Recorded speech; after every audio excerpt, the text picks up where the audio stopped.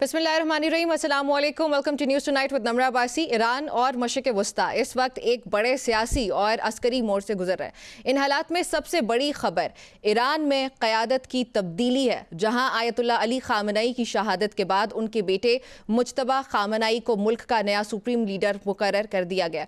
Iran के आइन के मुताबिक सुप्रीम लीडर मुल्क का सबसे ताकतवर ओहदा होता है, जो कि फ़ौज, अदलिया और उसके अलावा जो उनके अहम रियासती पॉलिसीज़ होती हैं उस पर हतमी इख्तियार रखता है।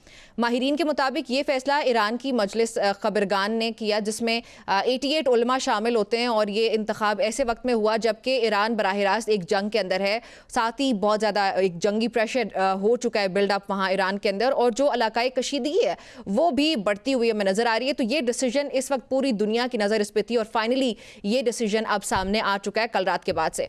अच्छा, कुछ बात ये भी कर लेते हैं कि जो नए सुप्रीम लीडर हैं ये है कौन। इनकी एज इस वक्त 56 ईयर्स है। 56 years old supreme leader Mojtaba Khamenei माजी में ज़्यादातर पस मंज़र में रहकर असर और रसूख रखते थे। उनको आप कभी पॉलिटिकली आके या इतना पब्लिकली स्पीकिंग में आपने उनको इतना एक्टिव नहीं देखा होगा। तो उन्हें ख़ास तौर पर ईरान की पासदारान इनकलाब यानी IRGC के बहुत करीब समझा जाता है। उसके साथ जो उनके ताल्लुकात हैं वो ये बताया जाता है कि वो बहुत पहले से उन्होंने उनके साथ ताल्लुकात को बड़ा करीबी तौर पर जाके बिहेव किया और बहुत करीब ताल्लुकात रखे IRGC के साथ। क़यादत संभालते ही ईरान की फ़ौजी और सियासी क़यादत ने उनसे वफ़ादारी का ऐलान किया है, जिसका मकसद मौजूदा जंगी माहौल में एक तो ये दिखाना पूरी दुनिया को कि हम एक पेज पे खड़े हैं, जो अंदरूनी इत्तेहाद है उसको मजबूत से मजबूत तरीन पूरी दुनिया को दिखाना है। तो मुबस्सिरीन के मुताबिक ईरान के लिए ये तब्दीली इस लिहाज से भी बहुत अहम है कि जो इस्लामिक रेवोल्यूशन हुआ था ईरान के अंदर 1979 के अंदर, उसके बाद से पहली मरतबा क़यादत एक ही ख़ानदान के अंदर मुंतकिल हुई है। इस पर बहुत सी कंसर्न्स थे भी कि क्या ये ख़ानदान के अंदर मुंतकिल होगा, लेकिन I think and I believe, I might be wrong, कि ये नीड ऑफ द टाइम था। खैर, जिस पे आलमी सतह पर मुख्तलिफ रद्द-ए-अमल मेरे अलावा भी नज़र आ रहा था। तो दूसरी जानिब ईरान और इसराइल के दरमियान कशीदगी मुसलसल बढ़ रही है, और हालिया खबरों के मुताबिक दोनों ममालिक के दरमियान मिसाइल और फ़ज़ाई हमलों का तबादला आज भी जारी रहा। अमरीकी और इसराइली कार्रवाइयों के बाद ईरान ने भी ख़ित्ते में मुख्तलिफ जो टारगेट्स हैं उनको निशाना बनाया आज भी, और मज़ीद टारगेट्स को जो है वो अचीव करने की धमकी भी दी गई है। जबकि इंटरनेशनल मार्केट्स की अगर मैं बात करूं तो उसमें तेल की कीमतें भी इस कशीदगी के बायस तेज़ी से बढ़कर $100 पर बैरल क्रॉस हो चुकी हैं, और इस सूरत हाल ने न सिर्फ मशरिक़ वस्ता बल्कि आलमी मईशत को भी बहुत बड़ी हद तक मुतासर किया, और कई ममालिक ने सफारती सतह पर कशीदगी को कम करने की अपील किया। बल्कि अब तो ये खबरें भी सामने आना शुरू हुई है कि जो गल्फ़ कंट्रीज़ हैं उनकी तरफ से कहीं ना कहीं पे बैकडोर मुज़ाकरात US को खासतौर पर प्रेशराइज करने की कोशिश की जाएगी, क्योंकि एट दिस पॉइंट वो भी बहुत बुरी तरह से जो है वो दे आर बैडली स्ट्रक। अच्छा, जो खित्ते की सिक्योरिटी सूरत हाल है उसमें एक और अहम और मुख्तलिफ पहलू वो अस्करी कार्रवाइयाँ भी हैं, जिनमें हालिया दिनों में पाक फ़ौज की जानिब से होने वाला ऑपरेशन ग़ज़ब अल हक़ भी है। प्रोग्राम के पहले हिस्से में उस पर भी बात करेंगे कि पाकिस्तान का जो बॉर्डर है अफ़गानिस्तान के साथ, उस पर गुज़िश्ता 1-2 हफ्ते से जारी है, जिसमें पाकिस्तान की तरफ से ये बताया जा रहा है कि अपने बेशतर जो मकासद हैं वो पाकिस्तान ने इस पॉइंट पर हासिल कर लिए। अब वो हासिल करने के बाद आइंदा आने वाले दिनों में क्या होने जा रहा है उस पर बात करना बहुत ज़रूरी है। तो उस पर बात करने के लिए प्रोग्राम में मुझे सबसे पहले ज्वाइन करें इफ्तिखार फिरदौस साहब, सीनियर जर्नलिस्ट हैं और साथ ही अफगान उमूर पर बहुत गहरी नज़र रखते हैं, उसको अंडरस्टैंड भी करते हैं और बहुत बेहतर अंदाज में रिपोर्ट भी करते हैं। सर, सबसे पहले ये बताइएगा कि राना सनाउल्लाह साहब ने रिसेंटली एक इंटरव्यू में ये कहा कि पाकिस्तान ने 95% ऑफ द टारगेट्स अचीव कर लिए। डू यू बिलीव कि we have achieved 95% of the targets? I think कि जो उनका बयान का जो पैराडिम है, that's basically the initial response. क्योंकि जो पाकिस्तान का इनिशियल रिस्पांस था वो अपनी डेटरेंस वैल्यू इस्टेब्लिश करने के लिए था, क्योंकि उसका एक पूरा कॉन्टेक्स्ट है जिसकी वजह से एक डिप्लोमेटिक हसल भी था, और उसके अलावा जो बॉर्डर के ऊपर जो सिचुएशन बन के आ रही थी तौर पर सीज़ फायर के बाद जो पाकिस्तान के अंदर अटैक्स हो रहे थे, उसका रिस्पांस बनाने के लिए एक मैसेज देना था।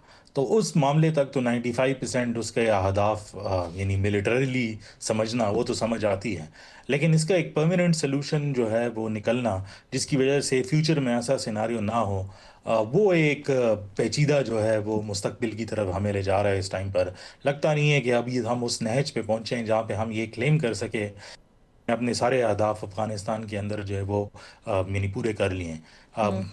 अगर आप भी जो है वो देखें तो उसमें एक क्लियर पैटर्न नज़र आता है कि जो टारगेट्स थे वो मिलिट्री टारगेट्स थे। जो अफ़गान तालिबान के डेपोज थे, एम्यूनिशन डंप्स, जहाँ पर उनको जो है वो अटैक किया गया। दूसरा, जो उनकी लीडरशिप को एक ऐसा मैसेज देना था कि अगर आपके फुट सोल्जर्स जो है पाकिस्तान में इन्फिल्ट्रेशन करने के लिए आते हैं तो उनको भी हम रिस्पॉन्स कर सकते हैं। तो उस नहज तक तो मैं समझता हूँ कि that is the complete project, क्योंकि उसका एक मैसेज चला गया है। अब फ्यूचर के अंदर इसमें डिप्लोमेसी भी इस्तेमाल करनी पड़ेगी और सॉफ्ट पावर और हार्ड स्टेट का जो एक एलिमेंट अब हमने इंट्रोड्यूस किया है स्टेट के अंदर, उसका भी एक मैसेज जो है वो जाना ज़रूरी होगा। दोनों का मिक्स करके इसका एक इतना जो है वो हल निकाला जा सकता है। लेकिन अभी बहुत अर्ली है ये अंडरस्टैंड करने के लिए कि आया वो थ्रेट जब अफगानिस्तान से इमिनेट हो रहा था वो कितने वक्त तक जो है वो सबसाइड रहेगा। अच्छा, इसमें एक जो कन्फ्यूजन है वो हम ये चलें, ठीक है, पाकिस्तान ने एज अ स्टेट अपना मैसेज उनको डिलीवर कर दिया। अब दूसरी बात तो ये आती है कि वो अगली स्टेट उसको रिसीव करती है, उसको अंडरस्टैंड करती है या नहीं करती। अभी लेट्स से कि ये 2-3 हफ्ते की एपिसोड है, Pakistan and Afghanistan are fighting. Pakistan जो है वो ये कह रहा है कि दहशतगर्दी हो रही है पाकिस्तान में अफगानिस्तान के थ्रू, पाकिस्तान ने उसको हार्ड स्टेट के तौर पर वापस रिएक्ट किया है। अब उसके बाद ये हम देख सकते हैं कि हमें इन 2-3 हफ्ते के अंदर कोई उनकी पॉलिसी के अंदर शिफ्ट नजर आया, और जिसे अब हम ये कह सकते हैं कि अब हम अपने सॉफ्ट जो एक बिहेवियर है उसके साथ भी आगे जाने की सलाहियत रखते हैं। देखें, अभी तक तो कोई ऐसी मैसेजिंग नहीं हुई ओवर्टली जिसको हम कह सकें कि अफ़गान तालिबान की तरफ से ये पैगाम जो है सामने आया है, जिसको पब्लिकली एक्नॉलेज जो है वो किया गया हो कि वो कहें कि हम अपनी पॉलिसी को शिफ्ट जो है वो करेंगे। 2 दिन पहले जो उनके वज़ीर दिफा थे मुला याकूब, उन्होंने ओपनली जो है वो एक इंटरव्यू में कहा कि इस्लामाबाद वो को अपना अटैक स्टैंड भी नहीं, हम्म। इस्लामाबाद को भी। और जो टीटीपी का इशू है, अगर पाकिस्तान ये समझता है कि हम कभी इनको दहशतगर्द करार देंगे तो ये ख्याल अस्त महाल अस्त जुनू है। हम्म। यानी एक जुनून की सी सोच है, एक्सपेक्टेशन की, जिसमें ये तवक्को की जाए कि हम उनको जो है वो मानेंगे दहशतगर्द। तो वो तो एक बहुत क्लियर पॉलिसी स्टेटमेंट है। लेकिन ऑब्वियसली जंग के दरमियान में ऐसी स्टेटमेंट्स जो है वो आती रहती हैं और उन्होंने अपने होम ऑडियंस को भी केटर करना है। कल हमने देखा कि चाइनीज़ का जो स्पेशल एनवॉय था वो गए और उन्होंने मुत्तकी से जो है वो बात की, जो उनके फॉरेन मिनिस्टर हैं, हम्म। और उसमें कुछ कड़वी बातें भी हुई, कुछ आगे का लाया अमल भी तय किया गया। अब उन्होंने आज इस्लामाबाद जो है वो आना है, अच्छा। जहाँ पर वो उनका मैसेज जो है वो लेकर आएंगे और फर्दर इसको जो है वो पहुँचाएंगे कि अब इसका आगे रास्ता क्या होगा। पाकिस्तान की जानिब से 5 पॉइंट डिमांड्स हैं। कुछ तो वो हैं जो टर्की और कतर के अंदर जो सिग्नेचर जिस पे हुआ था, जिसके अंदर एक ऐसा वेरीफाइबल मैकेनिज्म होगा जिसमें अफ़गानिस्तान का जो बॉर्डर एरिया है पाकिस्तान के साथ, उसमें कोई डीमिलिटराइज्ड बफर जोन जो है बनाया जाएगा, अच्छा। जिसके अंदर अगर कोई कार्रवाई जो है वो करेगा भी तो वो वेरीफाइबल एक्शन के थ्रू करेगा, जिसका ऑडिट भी होगा, और जो थर्ड पार्टी यानी जो ममालिक इसके अंदर जो है वो सालिसीन का किरदार अदा कर रहे हैं, वो उसको एक वेरीफाइबल इंटेलिजेंस के थ्रू देख भी सकेगा कि ये कार्रवाई हुई थी अगर एक ग्रुप ने जो है वो एक्शन जो है वो किया है। लेकिन उसके अंदर एक नई बात भी है। हम्म। जो 5वां पॉइंट है उसका, जो पाकिस्तान की डिमांड है, वो जी। सिर्फ ये नहीं है कि अब इनको जो है वो रोकना है अफगानिस्तान के अंदर, बल्कि क्लियरली उसमें बताया है कि हैंड जो ओवर भी लोग करना है। हम्म। जी उनको हैंड ओवर जो है वो करना है। And I think that's the most important. अब अफगान तालिबान इसके लिए राजी होंगे नहीं राजी होंगे वो तो वक्त ही बताएगा, लेकिन फिलहाल ये मैसेजिंग जो है वो क्रॉस चल रही अच्छा, है। you और understand their psyche very well, and you know them very well. Based on that, do you believe कि जो पाकिस्तान की ये 5वां पॉइंट है कि आपने ना सिर्फ उन जो टारगेट्स हैं पाकिस्तान के टेररिस्ट टारगेट्स, उनको ना सिर्फ अफगानिस्तान के अंदर से जो है डी एस्केलेशन की तरफ लेके जाना है, बल्कि उनको हैंड ओवर भी करना है पाकिस्तान को, तो do you think it would happen? मुझे नहीं लगता Nimra, I don't think so कि उनकी मेंटालिटी इस तरफ जो है वो जाएगी, जिसके अंदर इतना स्पेस जो है उनको है कि वो हैंड ओवर भी करें और कोई वेरीफाइबल एक्शन जो है वो लें। कोई मिडिल ग्राउंड के ऊपर अगर पाकिस्तान को कोई चाइना जैसी पावर जो है वो कन्विंस कर सकें कि हाँ ठीक है अब जो है एक सीज फायर होनी चाहिए, तो वो एक कन्विक्शन के थ्रू सकता है। लेकिन इसकी गारंटी जो है वो कौन लेगा? क्योंकि जो इम्पोर्टेंट बात इसमें ये था कि जो पहले गारंटर्स थे, चाहे वो टर्की था चाहे वो सऊदी अरेबिया था, वो सारे बैकआउट उससे हो गए थे। सिर्फ कतर ने जो है वो कोशिश की थी आखिरी हद तक कि पाकिस्तान जो है सीज फायर दोबारा जो है वो कर ले, लेकिन विदाउट वेरीफाइबल एक्शन उसमें कोई जो है पाकिस्तान का भी स्लांट नज़र नहीं आया उस तरफ। जो कॉर्ड ब्रीफिंग्स होती हैं जिसमें जो है वो डिटेल्स ऑपरेशनली जो है वो बताई जाती हैं और जाता है, उसके अंदर भी ऐसा लगता है कि अगर इसमें लचक जो है वो नज़र नहीं आती तो ये एक कंटिन्यूड ऑपरेशन रहेगा। शायद इसकी इंटेंसिटी जो है वो ऊपर नीचे जो है वो होती रहेगी, लेकिन जब भी पाकिस्तान के अंदर कोई अटैक होगा या कोई ऐसा सिनेरियो बन के आता है जिसमें पाकिस्तान के इंटरेस्ट जो है वो हर्ट होते हैं। जी, हमारी गुफ्तगू यहाँ पे जारी रहती है इस ब्रेक के बाद।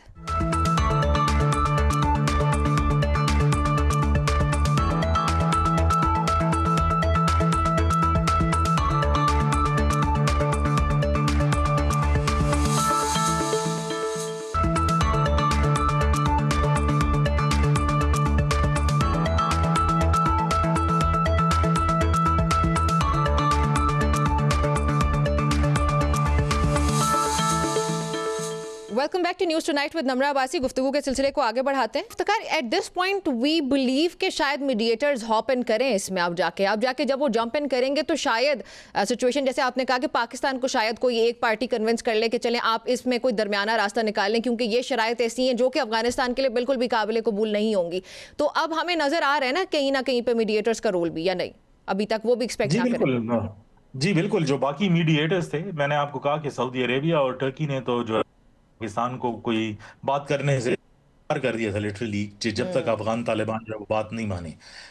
कतर ने कोशिश की थी, वो जो है उनको सलाम करके जो है वो कहा कि नहीं, इट्स नॉट पॉसिबल। अब चाइना है ना, ऑब्वियसली चाइना का लीवरेज है, पाकिस्तान का एक स्ट्रेटेजिक पार्टनर है, रिलेशनशिप है, अपने इंटरेस्ट भी हैं।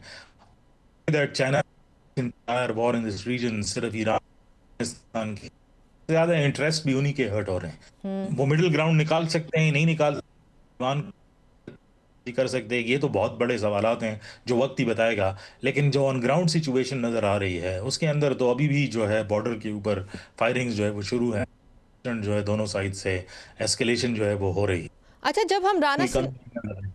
ठीक है, अच्छा जब हम राना सनाउल्लाह साहब की स्टेटमेंट की बात करते हैं ना कि 90 से 95% के दरमियान हमने अपने टारगेट्स को अचीव किया, तो उसको अंडरस्टैंड करते हुए फिर हमें, मुझे और मेरी ऑडियंस को ये भी समझाएं इफ्तिखार कि इसका मतलब क्या है। फिर हम 90 से 95% जो दहशतगर्दी हो रही थी खासतौर पर बलूचिस्तान और केपी के अंदर, उसके अंदर वो डिक्लाइन देखेंगे, कोई शिफ्ट देखेंगे, या इससे मुराद फिर क्या हो सकती है प्रैक्टिकली में बात? देखिए जी, जो प्रैक्टिकल उसकी एग्जाम्पलिफिकेशन है और जो based on the background briefings या और जो पाकिस्तानी स्टेट का जो है मौकफ है, उसके अंदर एक बहुत क्लियर लाइन जो है वो ड्रॉ कर दी गई थी before this operation even started, जिसमें एक आ गया था कि अब ये एंटिटी है जिसके साथ बातचीत जो है वो नहीं हो सकती।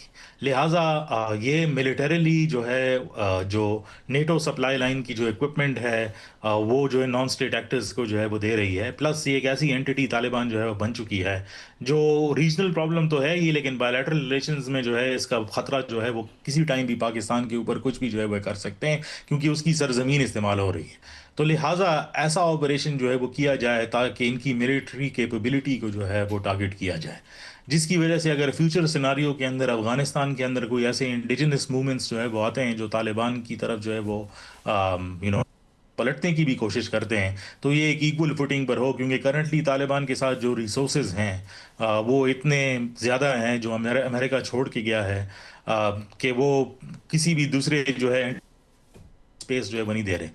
और ये एक प्योर मिलिट्री स्ट्रैटेजी नहीं है, बल्कि इंटरेस्टिंगली ये दोहा अकॉर्ड के मुताबिक जो है गुफ्तगू है, क्योंकि या दोहा के अंदर ये जो था कि ये इंटरिम गवर्नमेंट होगी, it's not a permanent government. और जो अफगानिस्तान के अंदर बाकी जो ग्रुप्स हैं उनको इकट्ठा करके जो है एक मखलूत हुकूमत बनाई जाएगी। अब चूंकि तालिबान ने अपनी पावर इतनी कंसोलिडेट कर दी कि वो यूनिलैटरली सारे काम कर रहे हैं, तो पाकिस्तान ने ये सोचा कि क्योंकि हमारी भी नहीं मान रहे and it's become a security national security threat, तो एक लेवल प्लेइंग फील्ड जो है अफगानिस्तान के अंदर जो है वो होनी चाहिए। पाकिस्तान डायरेक्टली इसके अंदर कोई ऐसी जो है हरकत नहीं करेगा जिसमें किसी की हुकूमत बदली जाए या कुछ और किया जाए, लेकिन ऑब्वियसली जिस जगह से नुकसान जो है वो पाकिस्तान को पहुंचाया जा रहा है उन टारगेट्स को जो है वो हिट किया जाए। लिहाजा ammunition dumps, airports and all of their military targets जितने भी थे, तो उससे अगर आप देख लें तो राना सनाउल्लाह साहब की जो बात की इंटरप्रिटेशन है वो 95% टारगेट्स जो बॉर्डर के ऊपर पोस्ट थे, जिसमें अंदर पाकिस्तान ये शवायद देता रहा कि ये टीटीपी को हेल्प आउट करके बॉर्डर क्रॉस कराने की कोशिश जो है वो करते हैं, उन सबको भी किया। और वो बेसिस भी जहां पर समझा जाता था कि इनके हाइडआउट्स हैं और ये मिलिट्री ग्रेड इक्विपमेंट जो है नॉन स्टेट एक्टर्स को प्रोवाइड कर रहे हैं।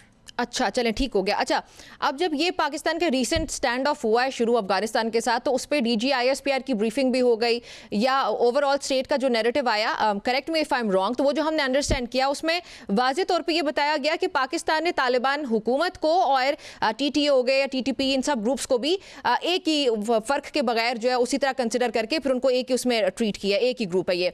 ठीक हो गया। तो अब पाकिस्तान जो है, अब जब हम ये बात करें कि चलें हार्ड स्टेट के तौर पे पाकिस्तान ने हार्ड एक्शंस लिए, अपने स्टेट को जो है बचाया है, लेकिन हो सकता है कि अब आइंदा आने वाले दिनों के अंदर पाकिस्तान को कुछ सॉफ्टनेस भी शो करनी पड़े, बल्कि दोनों साइड्स को शो करनी पड़े।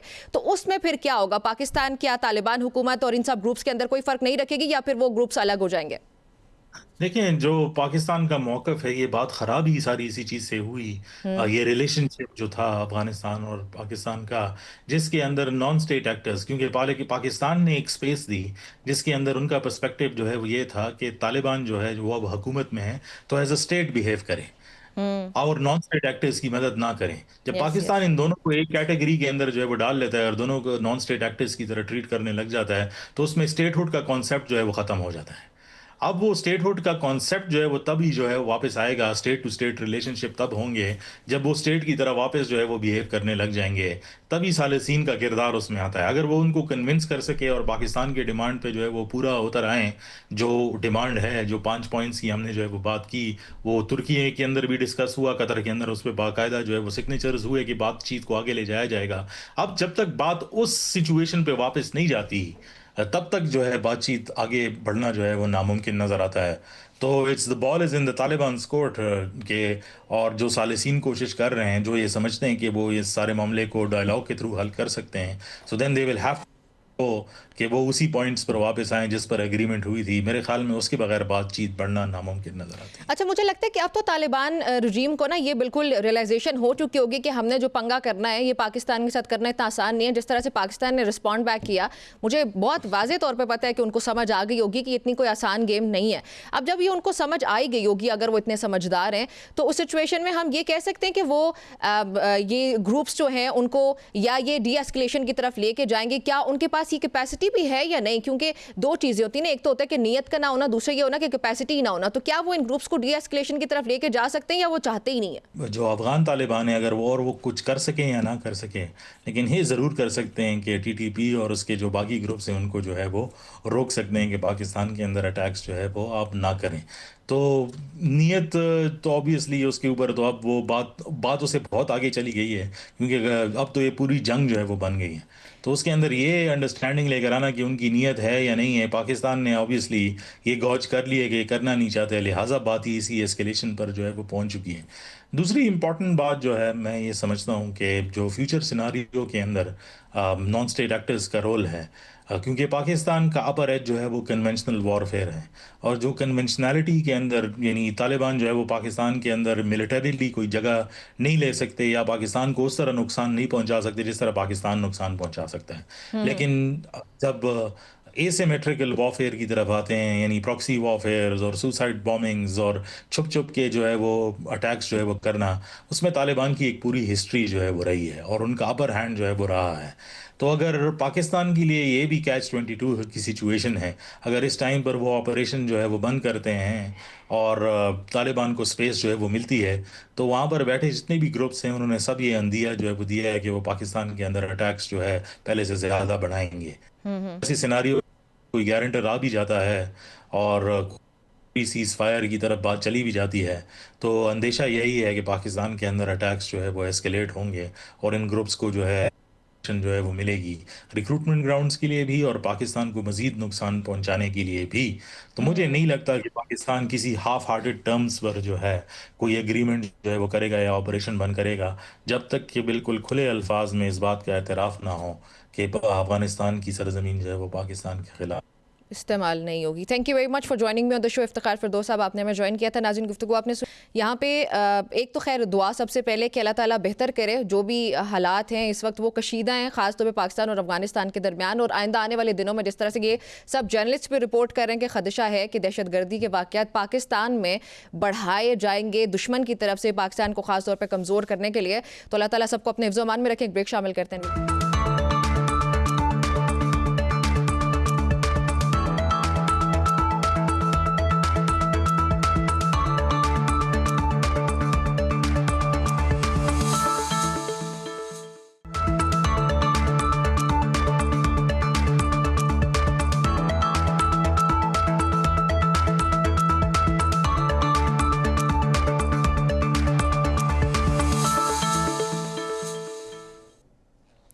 जी, welcome back to news tonight. Program के इस हिस्से में मुझे ज्वाइन करें ब्रिगेडियर रिटायर्ड नादिर मीर साहब, साथ ही कुछ देर में मुझे ज्वाइन करते हैं कमोडोर रिटायर्ड सईदुल वजीउल हसन साहब, और साथ प्रोग्राम में मुझे ज्वाइन किया air marshal retired Saeed Khan Sahab. आप सबका बहुत शुक्रिया मुझे प्रोग्राम में ज्वाइन करने के लिए।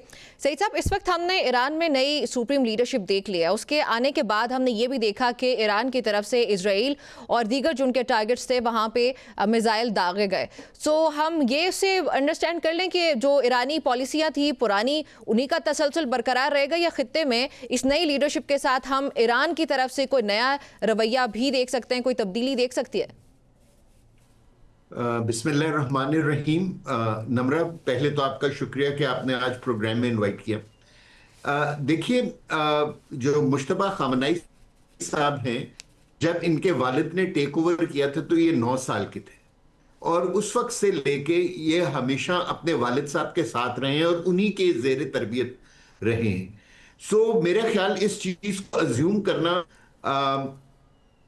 बहुत आसान होगा कि जो पॉलिसीज आयतुल्लाह खामनेई की थी, अभी इनिशियल डेज में वही पॉलिसीज चलेंगी जब तक मुश्तबा खामनेई साहब, जो पावर स्टेक होल्डर्स हैं ईरान में, उनका कॉन्फिडेंस गेन नहीं कर, इंडिपेंडेंट डिसीजन मेकिंग उसके बाद करेंगे। जो पावर स्टेटर्स हैं, जिनकी वजह से मेरे ख्याल में कि मुश्तबा खामनेई साहब को सिलेक्ट किया गया है, वो IRGC और जो इनकी गवर्निंग काउंसिल है, ये दो हैं जिनके ऊपर जो कि क्या कहते हैं, इनके सबसे बड़े सपोर्टर्स थे। खामनेई साहब की डेथ के बाद जो सबसे ज्यादा रिएक्शन शो किया था वो IRGC ने किया था, जो रेवोल्यूशनरी थे, और ज्यादातर जो जनरल्स मरे थे वो भी उन्हीं के मरे थे। सो IRGC इस वक्त जो है वो बिल्कुल क्या कहते हैं, किसी मूड में नहीं है कि वो अमेरिका और इजराइल के साथ कोई मुआहिदा करे या कोई ट्रुस की तरफ जाए। दूसरी बात यह है कि अगर आप पिछले 9 दिनों का जंग का यानी कि उसको स्ट्रेटेजिकली एनालाइज करें तो आपको रियलाइज होगा कि Iran is on the rise, और जो अमेरिकन और इजरायलीज हैं they are on the retreat. और द रिट्रीट नॉट बिकॉज कि उनकी कैपेबिलिटी कोई compromise, on the retreat because जिस वजह से और जो उन्होंने रीजन दे के ईरान के ऊपर एग्रेशन को दुनिया को और अपने मुल्क में उन रीजंस को नहीं बेच सकें, और पूरी दुनिया में और खासतौर पे उनकी अपनी कॉन्स्टिट्यूएंसी में एक बड़ा बैकलैश आ रहा है, जहां लोग कह रहे हैं कि why this war is going on, और वो इजराइल के बिहाफ पे जो लड़े हैं। Things are going to stay the same for the next 1 week till the time हम मुश्तबा खामनेई साहब को देखें कि वो कोई फिर अपनी इंडिपेंडेंट डिसीजन मेकिंग करे। अच्छा नादिर साहब, आपकी राय के मुताबिक अमेरिका अब क्या करने जा रहा है? क्योंकि हमने डोनाल्ड ट्रंप को ये भी कल परसों के दिन में कहते हुए सुना कि हम बूट्स ऑन ग्राउंड भी करने जा रहे हैं। अब आपको लगता है कितना ही आसान काम होगा अब जाके इजराइल और अमेरिका के लिए कि भाई आप बूट्स ऑन ग्राउंड कर दें, आप अपने ट्रूप्स वहाँ पे भेजें? मेरे मुताबिक वहाँ पे ज़्यादा से ज़्यादा कुर्दिश ग्रुप्स वगैरह को ही एक्टिवेट किया जा सकता है, उनकी मोबिलाइजेशन देख सकते हैं, उसके अलावा पॉसिबल ही नहीं लगता है मुझे। Am I right? This is a major war, though not a global और वर्ल्ड वॉर, क्योंकि इसमें ग्लोबल पावर्स नहीं इन्वॉल्व, यानी यूनाइटेड स्टेट्स तो इन्वॉल्व है, मगर रशिया चाइना जो दूसरी है ग्रेट पावर्स वो इन्वॉल्व नहीं है। और दूसरा वर्ल्ड वॉर 3 या ग्लोबल वॉर की जो कॉनोटेशन है वो basically use of nuclear weapons है। ये दो बेसिक हैं कि या ग्रेट पावर्स इन्वॉल्व हो या न्यूक्लियर वेपन्स यूज हो, तो then geopolitically it is considered a global war, world war 3 and things like that. तो पहले तो ये क्लियर हो जाए कि अभी ये बड़ी जंग है जो एक्सपैंड हो रही है हॉरिजेंटली एंड वर्टिकली बोथ। इसमें और भी इलाकों में, मसलन टर्की में मिसाइल गिरे, इधर गिरे, मिडल ईस्ट के मुख्तलिफ मुल्कों में, तो more and more countries will get involve. पहले तो स्टार्ट हुई थी by Israeli and American strikes on Iran and उनकी response, but it is expanding horizontally.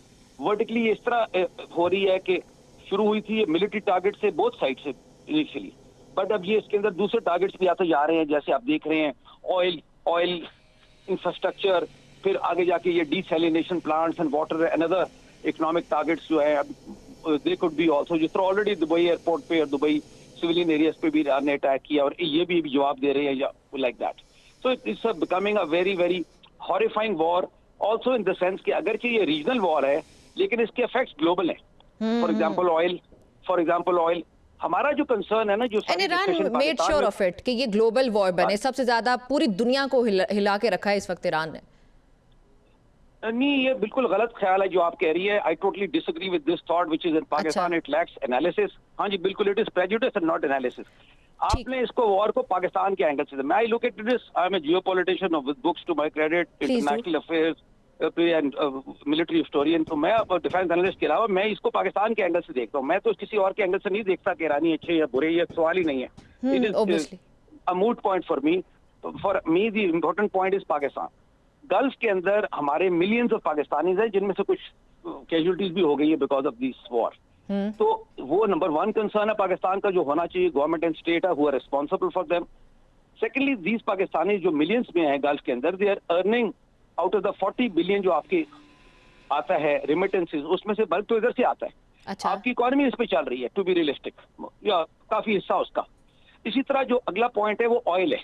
जब ऑयल की बैरल पर बैरल प्राइस 100-200 पर चली जाती है या बढ़ जाएगी, या जिस तरह भी थिंग्स जा रही हैं, तो ज़ाहिर है वो आपकी ग्लोबल इकोनॉमी की वो जो इफेक्ट तो होगा। सर यही पॉइंट था मेरा कि इस तरीके से ईरान ने जो है वो हिलाया है इकोनॉमी को ग्लोबल लेवल पे जाके। ईरान की अगर हम हिस्ट्री भी देखें या अगर हम अभी की बात करें तो उनकी स्ट्रेटजी बज़ाहिर ये लगती है कि उन्होंने कहा कि भाई हम तो इस हमले के अंदर आ ही रहे, लेकिन हमने जो दूसरे मुल्कों की इकोनॉमी है, खासतौर पर गल्फ कंट्रीज को वहाँ पर अटैक करने का मकसद यही नजर आता है बज़ाहिर कि ज़रा हलचल मच जाए, और स्ट्रेट ऑफ हॉर्मुज़ को बंद करने का भी मकसद यही नजर आता है। तो आपने जो डिसएग्री किया था वो फिर पॉइंट में समझ नहीं पाई। बिल्कुल ये गलत आपके ख्याल है, और अगर ईरानीज का ये ख्याल है तो बिल्कुल गलत है, because this is a hope and hope is never strategy. Strategies ends means and methods, कि आप क्या हासिल कर सकते हैं विद वॉट एवर, आपका मकसद क्या है और आपके रिसोर्सेज क्या है और आपके रास्ते क्या है। मतलब एंड्स मीन्स एंड मेथड का मतलब ये होता है। मकसद समझने का ये है कि Iran is fighting a global power called USA and a middle power called Israel. पहले तो लड़ाई ये बाकी मुल्कों को उसमें लाने से उसके खिलाफ, यानी कि अगर और मुल्क आते जाते हैं, गल्फ स्टेट्स जो आप कह रही हैं, वो उनको हिट करने से, तो इवेंचुअली वो उसके खिलाफ ही लड़ेंगे ना, अगर अभी तक नहीं लड़े। और उसके बाद तुर्की आ जाता है और ममालिक अजरबैजान आता है and so on, many more countries अगर ज्वाइन कर जाते हैं तो वो तो ईरान के खिलाफ ही जाएगा ना, फायदा तो नहीं हो सकता। जंग में स्ट्रेटजी पढ़ाता हूँ, वॉर में you decrease your enemies, you don't increase your enemies.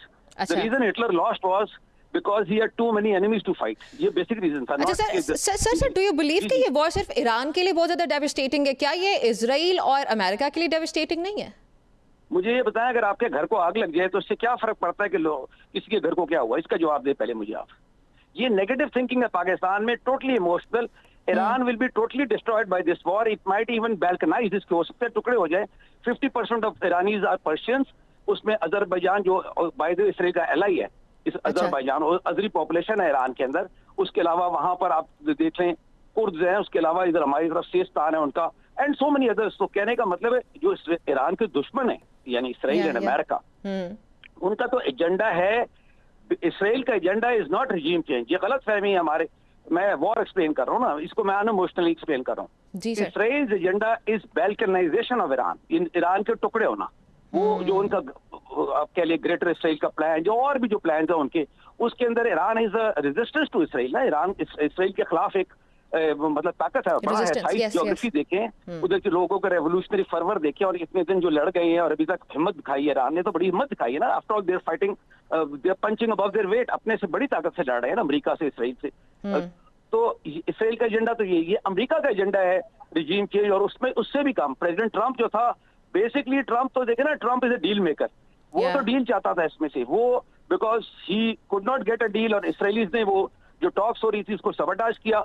आप ये नोट करें कि टॉक्स तो अमेरिका की हो रही थी, इसराइल ने अटैक किया। पहला अटैक ईरान पे इसराइल ने किया। तो वॉर को, जो जंग जीतने का होता है कि you have to understand war unemotionally and fight it unemotionally. Emotion से जंग नहीं जीती जाती, स्ट्रेटजी से जीती जाती है, जो पॉलिटिक्स से जीती जाती है। ये जो बात है ना, जो ईरान के सपोर्टर्स भी हैं, जो सिंपैथी रखते हैं, जो ज़ाहिर है पाकिस्तान, हम ईरानियन लोगों को we have all sympathy and affection with the people of Iran, even for the people of Afghanistan, जहाँ हम लड़ रहे हैं, वो टेररिस्ट के खिलाफ लड़ रहे हैं, हम अफगानिस्तान के लोगों से तो नहीं लड़ रहे। तो इसी तरह ईरान के साथ तो हमारा झगड़ा ही कोई नहीं है। ईरान के लोगों से मेरा मतलब, हम तो उनकी बेहतरी चाहते हैं ना, वी विश देम वेल। लेकिन उनके अपने इंटरेस्ट में है कि ये वॉर जो ख्याल है कि जी वो गल्फ स्टेट्स का ये नुकसान हो जाएगा, अमेरिका का क्या नुकसान हो रहा है? अगर पब्लिक ओपिनियन चेंज हो जाए, पब्लिक ओपिनियन चेंज होती रहती है, please understand. It is about regime in Iran, Iran का जो लोग है, कल हुकूमत चेंज होगी तो हुकूमत और जगह चेंज होती है तो वो ईरानी होंगे। ये डोंट थिंक कि कोई वहां दूसरा आके बैठ सकेगा वहां पर। Nobody else, even if there is regime change, it will be an Iranian regime, वो may be it's of a different shade. Bangladesh में नहीं चेंज हुई, पाकिस्तान ठीक में है। नहीं चेंज हुई, दुनिया में ठीक है। चेंज होती है regimes। मिसकैलकुलेशन हुई है अमेरिका और इसराइल से। सईद साहब, आपकी क्या राय इस पे? आपके एनालिसिस से भी कंप्लीटली एग्री करूंगा। देखिए, जब भी हम जंग शुरू करते हैं ना, हम उस जंग को 3 डोमेन्स में एनालाइज करते हैं। एक आपकी मिलिट्री डोमेन होती है, एक आपकी साइंटिफिक डोमेन होती है, और तीसरी आपकी डिप्लोमेटिक डोमेन होती है। और आप इन्हीं तीनों डोमेन्स के अंदर काम करके अपना नेट रिजल्ट हासिल करते हैं, जिसके लिए आप जंग के अंदर। जब अमेरिकन ने और इजरायलीज ने ईरान के ऊपर अटैक किया, तो उनको ये एक्सपेक्टेड नहीं था कि ईरान उनको इतना टफ टाइम देगा। दुनिया में पहली मर्तबा निमरा जो है, क्या कहते हैं, एक एसिमेट्रिक वॉरफेयर हो रही है। आज तक हमेशा एयरफोर्स के खिलाफ लड़ी हैं, फौज के खिलाफ लड़ी, और नेवी के खिलाफ लड़ी है। ये पहली मर्तबा दुनिया में हुआ है कि एक तरफ दुनिया की बेहतरीन एयरफोर्सेस हैं, दुनिया के बेहतरीन जहाज और दुनिया के बेहतरीन A to सरफेस वेपन्स हैं, और दूसरी है जिसके पास एयरफोर्स बिल्कुल नहीं है, और उसकी total reliance surface to surface missiles के ऊपर है। ठीक है ना? अगर हम हिस्ट्री से लेसन ड्राइंग करते तो हमें कोई यानी कि इस तरह की जंग पहले नहीं मिलती है। और एवरीवन वाज एक्सपेक्टिंग कि 2 से 3 दिन के बाद अमेरिका जो इतना बड़ा ऑनस्लॉट अमेरिका और इजराइल मिलकर करेगा, मेरे ख्याल में कि 9 दिन के बाद हम ये देख रहे हैं कि जो मिलिटरीली भी ईरान जो है वो अमेरिकन और इजरायली का खास तौर पे उनकी एक्सपेक्टेशन से डोमेन में भी वो कोई पीछे हटने को तैयार नहीं हो रहे। ये जो उन्होंने सुप्रीम लीडर अपने चुना है, this gives them a psychological advantage over the Americans. अगर आपको याद हो, कुछ 3-4 दिन पहले ट्रंप साहब ने ये कहा था कि जी के मुश्तबा खamenei साहब हमें एक्सेप्टेबल नहीं है as the supreme leader of Iran. लेकिन उनको बना के ईरान ने कहा कि we care two hoots about what you think about us. ठीक है ना? We will do what we want, we think good for our country. और इस तरह जो है उनको एक साइकोलॉजिकल एडवांटेज अपने एनिमी के ऊपर मिल गया। अब एनिमी की टोटल एफर्ट होगी कि जहां वो ये डिस्ट्रक्शन कर रहे हैं इंफ्रास्ट्रक्चर की और इकोनॉमी की, अब वो आयतुल्लाह खामेनी, मुश्तबा खामेनी और उनके साथ जो दूसरे की कोशिश करिए। लेकिन जितना वो उनको मारेंगे, ठीक है ना, ईरान जैसी कंट्री जो है, जो नजरियाती कंट्री है, वो स्ट्रॉन्ग से स्ट्रॉन्ग होती चली जाएगी। ये अभी 24 पहले हमने तेहरान में खवातीन का जुलूस देखा था, जो कफन पहन के और में क्लेशनकोफ राइफलें लेके अपनी हुकूमत के लिए बाहर निकल रही थी। ठीक है ना? जनरली एक मुल्क के अंदर जो जंग लड़ी जाती है वो मर्द लड़ते हैं, लेकिन अगर औरतें भी उस जंग में शामिल हो जाएं और उनके अंदर भी जज्बुल वतनी उतना ही हो जितना मर्दों का है, ठीक है ना, तो फिर इसी कौम को हराना मिलिटरीली बहुत मुश्किल हो जाए। ठीक हो गया। अच्छा, नादिर साहब हमारे साथ हैं। जबकि आप बूट्स ऑन ग्राउंड नहीं करना चाहते, क्योंकि अगर आप बूट्स ऑन ग्राउंड करेंगे तो फिर आपके मुल्क में लाशें बहुत ज्यादा जाएंगी, आपकी एक्सपेक्टेशन से ज्यादा। अच्छा, जब आप बूट्स ऑन ग्राउंड भी नहीं करना चाहते तो there is no military way of winning this war for America and Israel as of today. अच्छा, चले, ठीक है। नादिर मीर साहब, ठीक है। नादिर मीर साहब, हमने ये देखा कि आज ह्यूमन राइट्स वॉच की एक नई रिपोर्ट आई है जिसके मुताबिक इजराइल ने रिसेंटली लेबनान के अंदर फॉस्फरस का इस्तेमाल किया, जो कि जिस पे पाबंदी है। तो अब ईरान और इजराइल की कशीदगी में ये ममालिक लेबनान के अंदर हम ये भी देख रहे हैं कि इजरायली ट्रूप्स जो हैं वो आगे जा रहे हैं ज़मीनी सतह के ऊपर। तो शाम, लेबनान और इराक जैसे ममालिक ये किस हद तक गैर एलानिया जंगी मैदान बन सकते हैं इस स्टैंड ऑफ के अंदर? इस वक्त वॉर इज एक्सपेंडिंग हॉरिजॉन्टली, जैसे मैंने कहा था, and vertically both.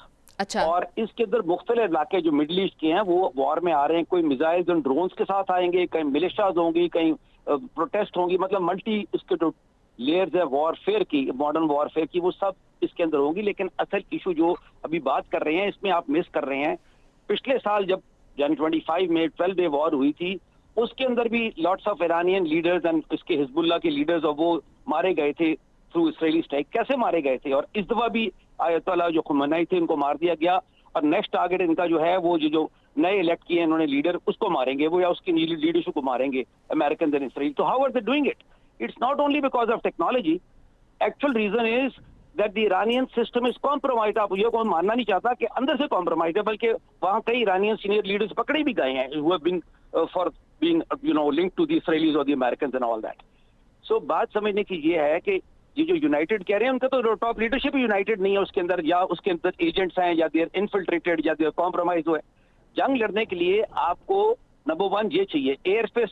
They have already lost the air space to the Israelis and Americans. Naval domain में भी इसराइलीज एंड अमेरिकन्स डोमिनेट कर रहे हैं, बल्कि ट्रंप ने कहा ब्रिटिश को who late joiners that they don't need the British aircraft carrier, now they can do it themselves, third carriers तो भेज दिए। कहने का मतलब ये है, समझने की बात ये नहीं है कि आप ये नहीं समझ रहे ना कोई, what is the war aim of America. जंग में वॉर एम पे होती है ना, ये जो कह रहे हैं ना, ये सारे पाकिस्तान में लोग बातें कर रहे हैं, वो ये नहीं समझ रहे कि इनका इंटरेस्ट ना इसराइल का इंटरेस्ट है, ना अमेरिका का इंटरेस्ट है, ना कैपेबिलिटी है टू कॉन्कर ईरान। मैंने कहा ना, beside writing this books on this, my war studies, teaching war is my subject. जब इराक के खिलाफ जंग हुई थी ना, दोनों गल्फ और सदाम के खिलाफ, और second time invasion, first Kuwait and then invasion of Iraq, तो जो लैंड फोर्सेस गैदर हुई थी ना, वो 7 लाख के करीब थी टोटल। 500,000 से ज्यादा American and couple of 100,000 200,000 Arabs and Gulf states, and even Pakistani contingents were there, anyway Egyptians and all. And similarly, तो for a country the size of Iraq which is 1/3 of Iran, तो अगर Iran पे उन्होंने conquer करना हो ना, तो they would have to muster about 1 million plus at least minimum to invade Iran. तो वो तो देयर आर नो फोर्सेस उनकी वहां पर, सो द एम तो वो है ही नहीं। आप उसको स्ट्रेटजी में देखें ना, एंड मीन्स एंड मेथड का मकसद क्या है। Their aim is to take out Iran nuclear capabilities, its missile capabilities, its leadership, its economy, its water plants, its oil plants. Basically at the end of the day वो कहते हैं कि Iran जंग जीतेगा। मुझे समझ नहीं आ रही कौन सी जंग जीतेगा ईरान, या इनको कैसे हराएगा। मतलब मेनलैंड अमेरिका को क्या हो रहा है, ना हिटलर कुछ कर सका, ना ये कुछ कर सका ईरान, इसलिए कि they don't have the capability. Soviet union had the capability, Putin has the capability. इसीलिए यूक्रेन की वॉर में आप देखिए, जो अभी जिसपे 4 साल हो गए हैं, उस जंग को आप स्टडी करें ना, यूक्रेन वॉर, उस पर मैं किताब भी लिख रहा हूँ। आप जरा देखें कि उसके ऊपर जितना मर्जी हो गया, ये जो वेपन्स भी देते हैं यूक्रेन को, they were very Americans very careful. जब ज़ेलेंस्की ने 2 दफा स्ट्राइक की मॉस्को को, रशिया में, तो उसके बाद he got a rebuke from the Americans. Kindly respond. जी सईद साहब, मुझे बात करने दीजिए। अच्छा, उनकी बात जी प्लीज पूरी बात मैं ये एक्सप्लेन करने की कोशिश कर रहा हूँ कि इनका जो मकसद है ना, वो ईरान को काउंटर करना नहीं, और ना ये कर सकते हैं, मतलब इसराइलीज अमेरिकन, ना कैपेबिलिटी है in the sense of man power. Their aim is to truncate Iran's capabilities outside Iran, वो इसका एम है। उसके अंदर ये regime change is a by product, कि अगर हो गई तो ठीक है, तो अगर हो सकता है कि मीडिएशन से सीजफायर हो जाए। मैंने जो बात कही थी जब ये जंग शुरू हुई थी, गवर्नमेंट ऑफ पाकिस्तान को भी I advise them and outside also was that इसका सीजफायर कराएं। चलें वजीर साहब, ये जो सारी सिचुएशन डेवलप हो चुकी है अब तक, उसमें मुख्तलिफ फैक्टर्स हमें इन्वॉल्व तो नज़र आते ही हैं, लेकिन हम ये एक्सपेक्ट कर रहे हैं कि शायद अब कहीं ना कहीं पर जाके कोई बैकडोर मुज़ाकरात हो सकते हैं, कोई बात हो सकती है, कहीं से कोई प्रेशर आने की कोशिश हो सकती है। What do you see happening? अच्छा, ये बात समझने की ज़रूरत है कि वॉर जो है इस वक्त एक बहुत कॉम्प्लेक्सिटी के अंदर घेरी जा चुकी हुई है। हर नए दिन जो बेलिजरेंट्स हैं उनकी तरफ से जो स्टेटमेंट्स आ रही हैं, वो पिछली स्टेटमेंट्स को सॉर्ट ऑफ काउंटर कर रही हैं, उसके टेंजेंट जा रही हैं। तो इसका मतलब ये है कि अभी किसी को, बेलिजरेंट्स को ये नहीं पता कि उनके ऑब्जेक्टिव्स कितने अचीव हो गए और कितने अचीव होना रह गए। इसकी वजह से रोज़ाना एक नई इंटेंसिटी आ रही है। अच्छा, इसके लिए अब पिछले जो स्पीकर बात कर रहे थे उनकी बात को लेके आगे चलें। हमारा इमीडिएट जो कंसर्न था वो था हमारी एनर्जी सिक्योरिटी पाकिस्तान का। अच्छा, और इस एनर्जी सिक्योरिटी को मेंटेन करने के लिए या कांस्टेंट ऑयल की जो सप्लाई है उसको मेंटेन करने के लिए पाकिस्तान नेवी ने आज, जैसा कि ISPR का एक ऐलान हुआ कि उन्होंने एक ऑपरेशन स्टार्ट किया है, ऑपरेशन बहरुल मुहाफिज। अच्छा, इसका मकसद ये है कि जो हमारी पास तेल आना है मुख्तलिफ ज़राए से, उसकी सप्लाई को कंसिस्टेंट और यकीनी बनाया जा सके। तो जब हमारे पास ये सॉर्ट ऑफ अनसर्टेनिटी और ये जो एनर्जी इनसिक्योरिटी है, ये सिक्योरिटाइज हो जाएगी, जब ये मुकम्मल हम इसमें इत्मीनान हासिल हो जाएंगे, तो हमारा एक इमीडिएट जो मकसद था कि हम ये जो इकोनॉमिक शॉक आ रहा है इससे बाहर आ सके, ये तो अचीव होने का चांस है कि विद इन अ वीक और सो ये चीज़ें थोड़ी सी बेहतर हो जाएंगी। लेकिन until and unless we don't foresee a black swan event happening, suddenly जो बेलिजरेंट है वो डिसाइड कर लें कि हमने इसको ख़त्म करना है, ये ख़त्म नहीं होगी। क्योंकि आप स्टेटमेंट चाहे यूएस है। और इजराइल की तरफ से देखें या ईरान की तरफ से स्टेटमेंट सुने, they are not interested for a negotiation और अ ट्रूस। चले इसका मतलब यह है, और जितनी जंग जो है वो लंबी होगी, प्रोट्रैक्टेड, इसमें टाइम लगेगा, तो ऑफ कोर्स जो भी डिफेंस कर रहा होता है उसको सर्टेन एडवांटेजेस ऑटोमेटिकली उसको मिलना शुरू हो जाते हैं। ठीक है, चलें, बहुत शुक्रिया आप सबका मुझे प्रोग्राम में ज्वाइन करने के लिए। मेरा वक्त खत्म हो चुका है प्रोग्राम का। नाज़रीन ने सुनी आज के प्रोग्राम से इतना ही, मुझे इजाज़त दीजिए, अल्लाह हाफिज़।